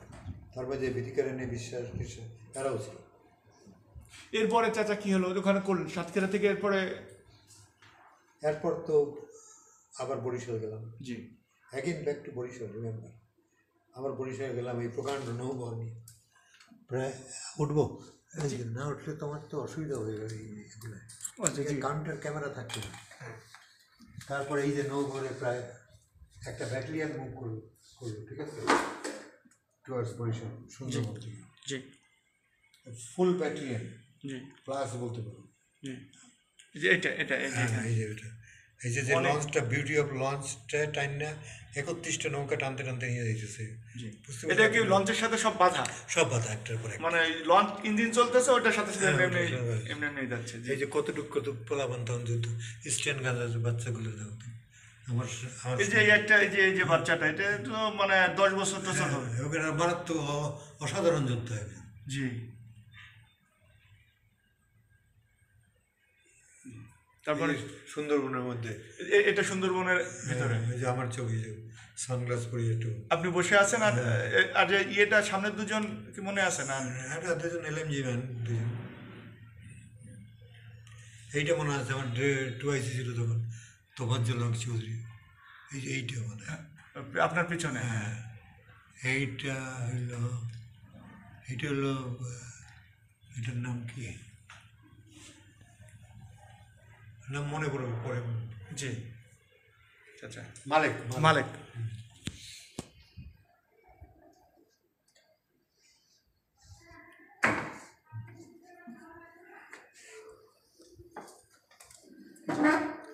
সো এই যুদ্ধ, তারপর আবার ঢাকায় আসলাম।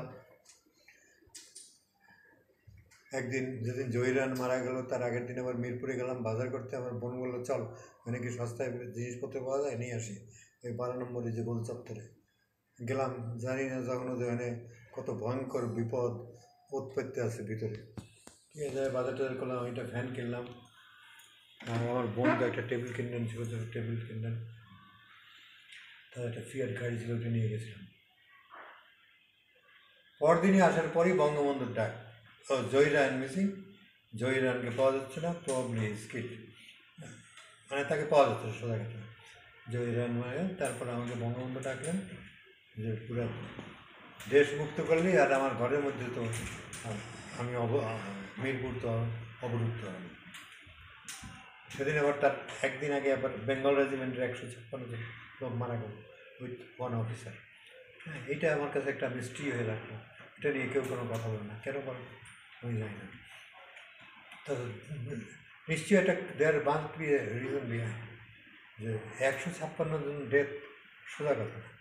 হ্যাঁ, এবং তাদের নিয়ে কেউ কোনো কথা বলে না, কী কারণ, কেন, আর কি, কোনো কথা বলা ঠিক হবে না। কিন্তু এটা মিষ্টি আমার কাছে।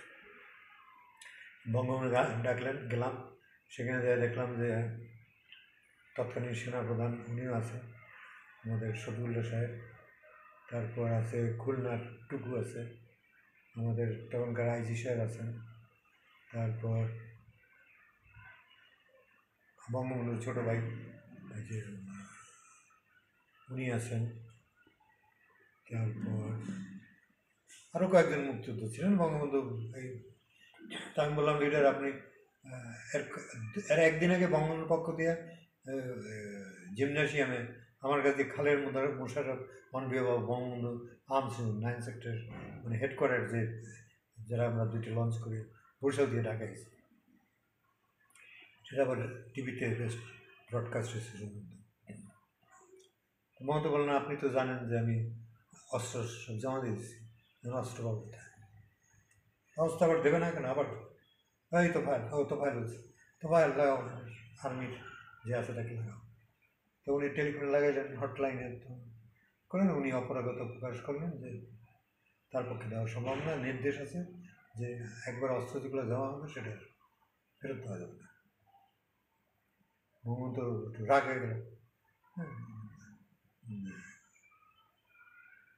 এটা কী করতে হবে, আমি এই অস্ত্র কীভাবে আমি পেতে পারি? কয় আপনি ইন্দিরা গান্ধী এটার পারমিশন দেন। অনেকেই আসবে, এটা তারা শুনবে, অনেকেই আসবে, কাজে বানাই গল্প বলতেছে, বুঝছেন? সত্য সত্যই। তখন যারা সাক্ষী তারা তো কথা বলবেন, তোফায়েল সাহেব সাক্ষী। জি। তোফায়েল সাহেব আমার সঙ্গে পিলখানায় গেছে, জি। এই অস্ত্র আবার রিইস্যুর সময় জি। পিলখানায় গেছেন। আইজি খালেক সাহেব আমার সঙ্গে তখন পিলখানায় গেছে। জি। আইজি সাহেব খালেক সাহেব দেখেন লিডার কইছেন না তো, আমি একটা আইজি, আমি রোদ্রের মধ্যে হাঁটিয়ে বাড়িতেছি, হ্যাঁ, নেতা কইছেন, তা আমার উপায় নাই। এগুলো টুকটাক কিছু মাদার কথা মনে থাকে, অনেক সময় মনে থাকে। যাও ইন্দিরা গান্ধীর সঙ্গে বঙ্গবন্ধু কথা বললেন হটলাইনে, এগুলো তো রেকর্ডেড থাকা উচিত, কেন একবার আর্মির কাছে জমা হয়েছে, আবার সেই অস্ত্র ডাবল দেওয়া, পরে যে আমি রিকোয়ারমেন্ট ছিল অনেক বেশি, কেন সেকশনে 2টা করে এলএনজি দিয়েছিলাম তো, হ্যাঁ, সেগুলো তো রেকর্ডেড থাকা উচিত ইন্ডিয়ান আর্মির কাছেও, বাংলাদেশ আর্মির কাছে থাকে। আর এই কাজগুলো তো আপনি করেছেন, আপনার ইয়েতে হয়েছে, সুতরাং এগুলো তো, এবং ইস্যু হয়েছে আমার নামে ইস্যু। জি। যাই হোক, আমরা আবার গেলাম মিরপুরে টুকটাক অপারেশন করতে করতে। এর মধ্যে ইন্ডিয়ান আর্মি একদিন সকালবেলা, কয়েকদিন পরে 3 দিনের মাথায় অনেকগুলো বাস নিয়ে ইন্ডিয়ান আর্মি আসলো এবং কিছু লোককে বাসের মধ্যে উঠে নিয়ে তারা চলে গেল। কোথায় নিয়ে গেল, কাদের নিয়ে গেল আমরা কিন্তু জানি না, অ্যানাদার মিস্ট্রি।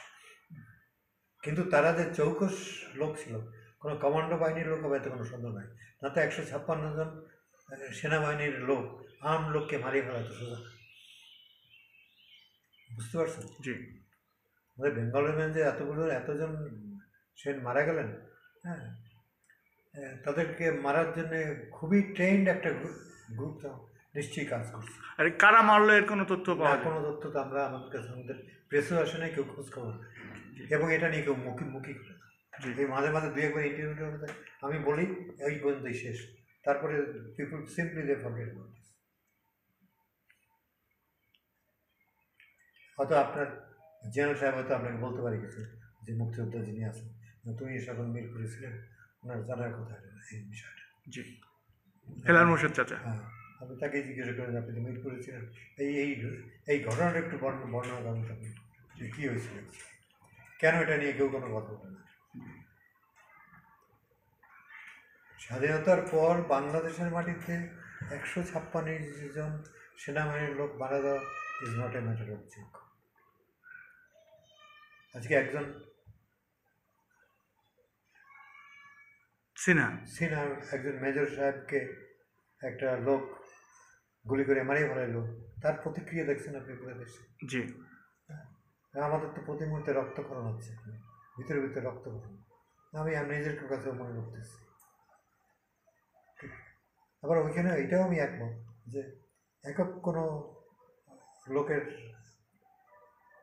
দায় দায়িত্ব কি দোষ তো একটা কোনো বাহিনীর উপর করতে পারে না, ঠিক না? যাই হয়েছে, এটা খুব স্যাড, যারা বিচারের আওতায় আসতেছে তাদের তদন্ত কমিটি গঠন করা উচিত। এটা যদিও মুক্তিযুদ্ধের সঙ্গে না, কিন্তু আমার তিনিও মুক্তিযুদ্ধের সন্তান, কোথাও একটা যোগসাধ্য আছে মুক্তিযুদ্ধের সন্তান, যেহেতু উনি একজন মুক্তিযুদ্ধের সন্তান, একটা যোগসূত্র আছে। আবার তারপর ইন্ডিয়ান আর্মি নিয়ে গেল, ও তখন কুমিল্লা থেকে একটা আর্টিলারির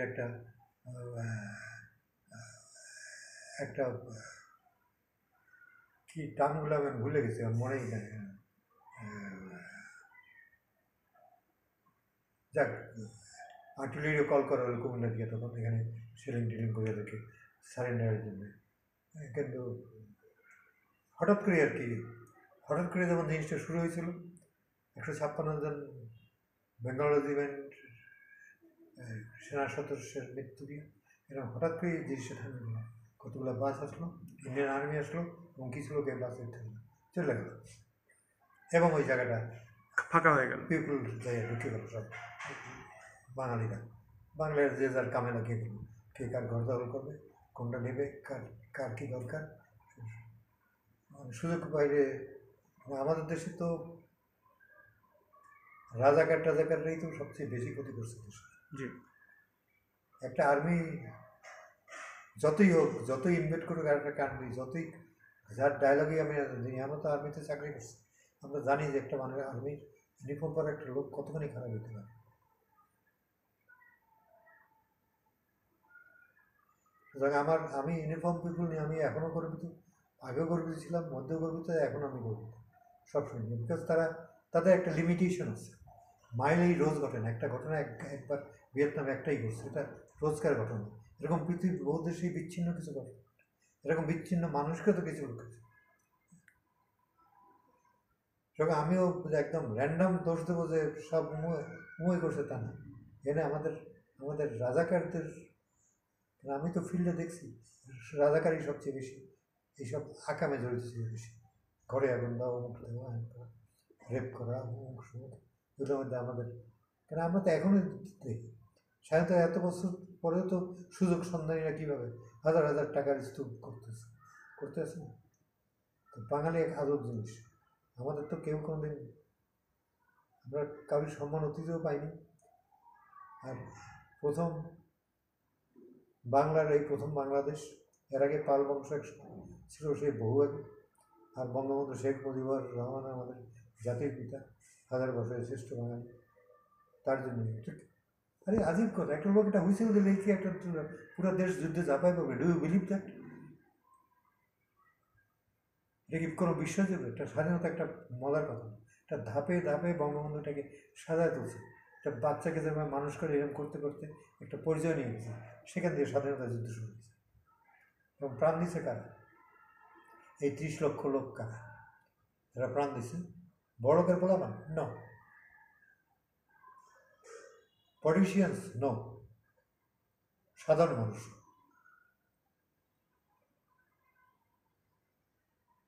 একদম সাধারণ মানুষ, কৃষকের ছেলে, গৃহ ছেলে, রিক্সা ছেলে, ঠেলাগাড়িওয়ালার ছেলে, হ্যাঁ, সাধারণ কলেজে পড়ার ছেলে, ইউনিভার্সিটির ছেলেগুলো, যাদের মধ্যে তখন একটা অন্যরকম জোশ তখন কাজ করছে। জয় বাংলা এমন একটা স্লোগান ছিল তখন, ওটাই ছিল আমাদের। যখন পাকিস্তানের পর আমাদের প্যারাজাম করতাম, আমাদের তখন আমরা শিখছিলাম নারায় হাজারি ইয়া আলীকে লাভ দিয়ে করতাম, ওইটাই ছিল আমাদের জঙ্গি শক্তির শক্তির উৎস মতো। হ্যাঁ, 71-এ লিবারেশনে আসলো জয় বাংলা, জয় বাংলা। আর পরবর্তীকালে এখন আসছে জয় বাংলা, জয় বাংলা। কারণ জয় বাংলা বললে জয় বঙ্গবন্ধু চলে অটোমেটিক চলে আসবে, আসতে হবে, হ্যাঁ, এবং আসতে হবে। ইচ্ছে করে আসে না, জয় বাংলা যে স্লোগান দেবে জয় বঙ্গবন্ধু আসতে হবে বলবে, আর যে জয় বাংলা বলবে না সে বঙ্গবন্ধু। জি, এটা মানে সিম্পল। কিন্তু এখন দেখেন, মানে এটা নিয়ে আমি অনেক লিখেছি চাচা, অনেক, আমি 9 বছর ধরে লিখতেছি ফেসবুকে বা আমাদের ওয়েবসাইটেও আমাদের এই কথাটা লেখা আছে, জয় বাংলা জয় বঙ্গবন্ধু স্লোগানটা এখন আমরা পাইনি। কিন্তু হাইকোর্ট ইতিমধ্যে জয় বাংলা স্লোগানটা জাতীয় স্লোগান হিসেবে দিয়েছে, কিন্তু সাথে এতটুকু কেন জুড়লো না? জয় বাংলা জয় বঙ্গবন্ধু পুরোটা কেন কমপ্লিট করলো না? এটা কোর্টের ব্যাপার, তাদের ডিসিশনের উপর তো। সেটা ঠিক আছে, কিন্তু আসলে তো ন্যায্য হওয়া উচিত যে জয় বাংলা জয় বঙ্গবন্ধু। আমি এটুকু জানি যে আমি জয় বাংলার সঙ্গে জয় বঙ্গবন্ধু বলি। জি আচ্ছা, এটা আমার ব্যক্তিগত প্রিভিলেজ, আমার ব্যক্তিগত প্রিভিলেজ অ্যান্ড রাইট। সুতরাং আমি এটা যতদিন বাচ্চা থাকবো আমি এটা বলবো। এই যে তো বঙ্গবন্ধু ছবি, ওই মূর্তিতে আমি সবসময় রাখি, সবচেয়ে উঠে রাখে রুমের। জি, চাচার এই মূর্তিটা, যে বঙ্গবন্ধুর ইয়েটা সবসময় উনি সর্বোচ্চ অবস্থানে রাখেন।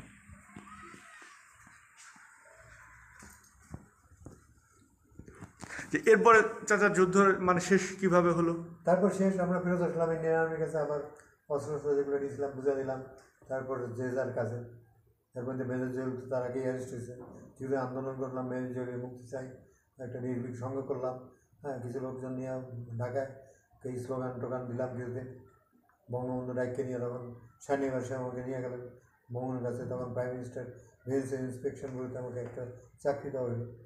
পরবর্তীকালে আমাকে শানিবাসে নিয়ে গেলেন ওয়াপ্তায়, অ্যাজ ডাইরেক্টর ওয়াপ্তা। বোথ পাওয়ার এবং ওয়াটার দুইটাই। প্লাস তারপর এই এখন পর্যন্ত রিটায়ারমেন্ট, তারপর রিটায়ারমেন্ট 75-এর কিছু কি ইয়ে আছে, সম্পৃক্ততা যা আছে বলবেন? থাকবে না কেন? এটা তো একটা কান্নার দিন। যত মনে করবো তত আবার কয়েকদিনের জন্য মনটা উদাস হয়ে যায়। না, আমাদের তো একটু চাচা এগুলো জানতে হবে, তা না হলে। 75-এ তার সেই মুক্তিযোদ্ধা সেই বাঙালিদেরকে খুঁজে পাইনি। জি কাপুরুষ কতগুলো 5-8টা বাঙালিকে খুঁজে পেয়েছে। জি বুঝতে পারছেন? জি আমরা তার পরদিন কিন্তু আমার বাসা রেড হয়েছে। জি ওই যে ক্যাপ্টেন মাজেদ আমার বাসায় 15-16 জন আর্মির লোক নিয়ে ক্যাপ্টেন মাজেদ তখন বেতারে ডিউটি ছিল। মাঝে তো যে লাস্টে যে শেষ যাকে ফাঁসি দেওয়া হলো, জি ওই আরামদাদা আমার বাসায় যে লুটপাট করছে। জি তারপর আমিও সেই রাত্রে পরদিন পালাই গেলাম, চাকরিটি ছাড়িয়ে দিয়া বাসাটা ছাড়িয়ে দিয়া চলে গেলাম। বাসা ছাড়িয়ে বাসায় আমার মিসেস ছিল, বাচ্চা আছে, আমি চলে গেলাম। আমি রামু সাহেবের ওখানে কাজিজ কন্ট্রাক্টরের বাসায় উনি ছিলেন, খবর করে আমি আনিয়ে গেলাম, তার সাথে দেখা হলো। আমি বললাম যে আমি তো ইন্ডিয়া চলে গেলাম। তোর কাছে যাও, আমি তো যাইতে পারছি না, কিন্তু ঠিক আছে। আমি বললাম আমি চললাম, পকেটে পয়সাটা চাকরি দেন। তো কত 1,000 টাকা দিচ্ছিলেন আমাকে, তখন তো 1,000 টাকাও অনেক। অনেক টাকা। যা ওখানে চলে আসলাম, যাবো তখনও কিন্তু ঠিক করি। এর মধ্যে কর্নেল তাহের একটা সাহেব ফোন করলেন আমার বোনের কাছে, আমার ওই বাসার নাম্বারটা উনি জানতেন। কর্নেল তাহের কিন্তু আমার তখন আগে ঘনিষ্ঠ ছিল, উনি একজন প্যারাটুপার, আমি একজন প্যারাটুপার, উনি একজন কমান্ডো, আমি একজন কমান্ডো। তার সঙ্গে আমার একটা অন্য সম্পর্ক ছিল। অন্য সম্পর্ক ছিল তার বাপ, তার ড্রেজার ডাইরেক্টর যখন ছিলাম তখন সেটা আমি একক, মানে আব্দুল রাব শানিওয়াজ সাহেব, মানে আমি তাকে রিকোয়েস্ট করছিলাম, উনি আমার রিকোয়েস্টটা রাখিয়ে এটা করছেন। এর আগে কর্নেল তাহের সাহেব ছিলেন, ওই সি ট্র্যাক একটা ইউনিট ছিল, তার ম্যানেজার ছিলেন। জেনারেল ম্যানেজার বলা যেত, কিন্তু একটা বড়ো কোম্পানির ম্যানেজার থেকেও সেটা খুব বড়ো পদ ছিল না। তখন শানিওয়াজ সাহেবকে আমি বললাম প্রথমে আমার সিটাক যেটা ওপেন হয়, এটা পুরোনো কথা, ওপেন হয়, সে উনিও গেলেন, আমার কর্নেল তাহেরও গেলেন, জিয়ান ওসমানিও গেলেন, শানিওয়াজ সাহেব গেলেন, আরও 2-1 মন্ত্রীও গেছিলেন। তো সবাইকে ছাত্রলীগের ছেলেরা যারা ফুলের টোলা দিয়ে সম্বর্ধনা জানালো পুলিশ। কর্নেল তার তখন ওই ক্রাসটা এক পাশে রেখে সেক্রেটারি এক কোনায় চুপচাপ বসেছিলেন বিষণ্ণ মনে। আমারও এটা খুব আমাকে হার্ট করছিল তখন। তা আমি তখন এখনও আছে, ভালোই আছে। মন্টু ছিল ছাত্রলীগের সঙ্গে যুক্ত, যুবলীগ। তাকে বললাম যে দাদা, একটা সেক্টর কমান্ডার এরকম বইয়ের বিষয়ে তোমরা ফুল রাজি করতেছো, ওনার জন্য কি তোমাদের কিছু উচিত না কিছু করা? তা ওরা বুঝতে পারলো, ওর সঙ্গে সঙ্গে সার্কিটটা হচ্ছে যা পাইছে, গাছ দিয়ে ফুল টুল পাই না, এটা তোরা মানে তাকে একটা মিনি সম্বর্ধনা দিছে, বীর মুক্তিযোদ্ধা, পঙ্গু বীর মুক্তিযোদ্ধাকে, এবং সর্বোচ্চ খেতাব তাকে দেওয়া হলো। সেই দিকে তার সঙ্গে আমার একটা ঘনিষ্ঠ হয়ে গেল। তারপর থেকে ওনার ড্রেজারের ডাইরেক্টর। আমি বললাম যে ওনার মতো একজন সেক্টর কমান্ডার, হ্যাঁ, উনি একটা পেটি, একটা মিনি কী বলে কী যেন সি ট্রাক, একটা কোম্পানির ম্যানেজার, এটা কি আদৌ দেখতে ভালো দেখাবে? শানিওয়াজ সাহেব রিয়েলাইজ করলেন, কিন্তু উনি খুবই বিচক্ষণ এবং একজন মহৎ লোক ছিলেন, জনাব আব্দুল রাব শানিওয়াজ। আমি জীবনে বহু লোক দেখছি, কিন্তু আমি ওনার মতো এরকম একজন সাধু পুরুষ কম দেখছি। কেন ব্যক্তিগতভাবে আমি ওনার সঙ্গে অনেক জায়গায় গেছি, শিকার টিকারে গেছি। হ্যাঁ, তার সঙ্গে আমাকে ফোন করে জানেন যে আপনার your life is in danger, Mostaq সাহেব আপনাকে জীবিত ধরার জন্য নির্দেশ দিয়েছেন। তারপর আমি বুঝে গেলাম যে ইয়েস, মোস্তাক সাহেব কেন নির্দেশ দিয়েছেন তারও একটা ইতিহাস আছে। নির্দেশ দিয়েছেন, এবং তার কিছুক্ষণ পরেই আবার তখন আমি অত্যন্ত কৃতজ্ঞ তার প্রতিও। আমাদের বরিশালের উনি এসপি ছিলেন, পরে এসবির SS1 ছিলেন, ওর নাম হচ্ছে মুর্শেদ সাহেব, হ্যাঁ, গোলাম মুর্শেদ, এসপি গোলাম মুর্শেদ, পরে কোথায় এডিশনাল IGD যে হয়েছিলেন কি আমি জানি না। উনিও আমাকে ফোন করে বললেন যে আপনি ইউ লিভ ঢাকা ইমিডিয়েটলি। ওইটুকুই যথেষ্ট, ঠিক না, জি। বোঝার জন্যে। তারপর আমি চলে গেলাম আবার ওই একই রাস্তায়, বোনের বাসায় গেলাম, ওখান দিয়ে মালদা গেলাম। মালদা দিয়ে দেখলাম যে একটা লিস্ট আছে এখানে বিএসএফের কাছে। বিএসএফের কাছে ক্যাপ্টেন দীপক এক ভদ্রলোক ছিল, বাঙালি। কারে দাদা আপনি বেগদা? আমি বলছি কী ব্যাপার, আমার এবার কেমন কোথায় বরিশাল দিয়ে কোথায় আমি কোথায় মালদা, বিএসএফের অফিসার সে আমার কায় আরে বেগদা আপনার জন্যই তো অপেক্ষা করতেছি। কেন? আরে আপনি আসবেন, আমি আমরা জানি তো যে আপনার নাম আছে এখানে লিস্টে, যা প্রবল পিপল হু মাইট কাম, সেই লিস্টে আমারও নাম আছে।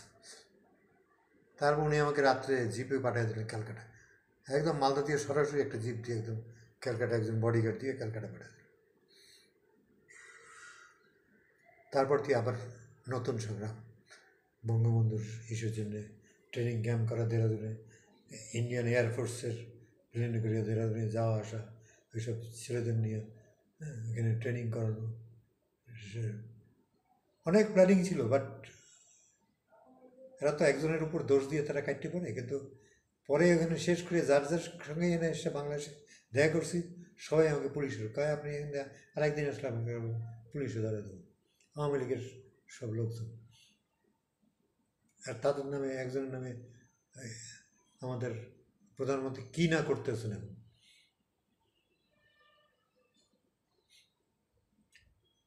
আমি এই দেশের লোককে বিরিয়ানি খেতে দেখছি বঙ্গবন্ধু মারা যাওয়ার পর, মিষ্টি বিতরণ করতে দেখছি, খুব ক্লোজের লোকজন। দূরে যদি রাজাকাররা করতো আমার আপত্তি।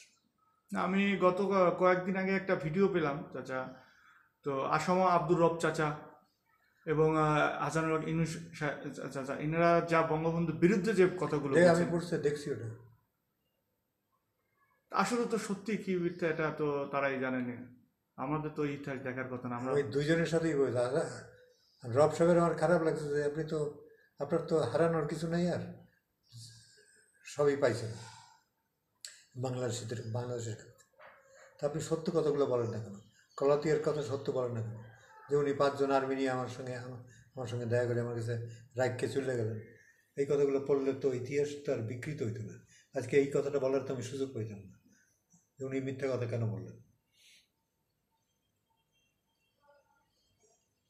দুঃখ আছে অনেক, বেটা দেশ স্বাধীন করছে, কত বাচ্চা বাচ্চা ছেলেদের জীবন দিতে দেখছি, কত মেয়েদের ডেড বডি উদ্ধার করছি একটা বাংকার থেকে।